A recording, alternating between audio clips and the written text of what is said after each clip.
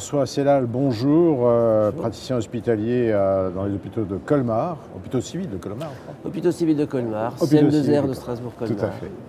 Et donc, vous allez nous parler du syndrome du corps calleux.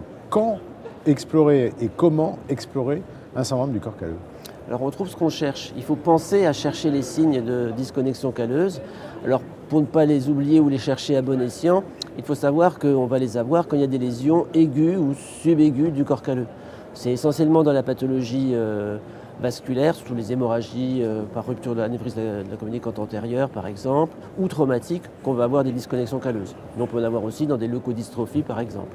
En revanche, pas du tout dans des agénésies et très peu dans la sclérose en plaques. Comment se présente-t-il?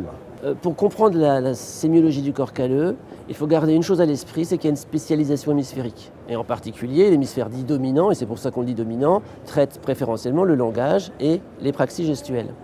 Donc, si on donne une information à l'hémisphère mineur, l'hémisphère droit, a priori j'ai un droitier, et que cette information doit déboucher sur une dénomination ou sur un geste, il faut que l'information soit transférée à l'hémisphère dominant.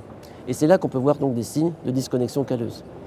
Alors, au lit du malade, le plus simple, c'est par exemple de chercher une anomie tactile gauche.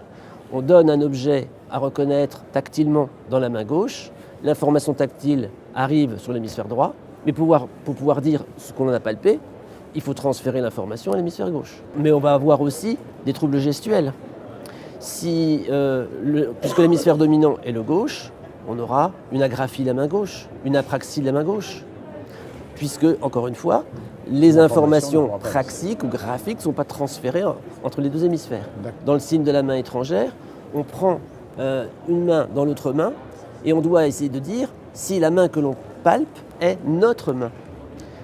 Pour pouvoir donner cette réponse, il faut qu'il y ait des comparaisons des informations tactiles entre les deux hémisphères.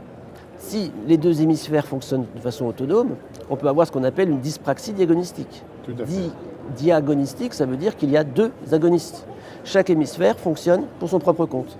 Et quelle est la plainte, je dirais, la plus couramment rencontrée chez un patient qui vient finalement avec un syndrome du corps calleux mineur? Le problème, c'est qu'on aura rarement une atteinte du corps calleux de devant à derrière.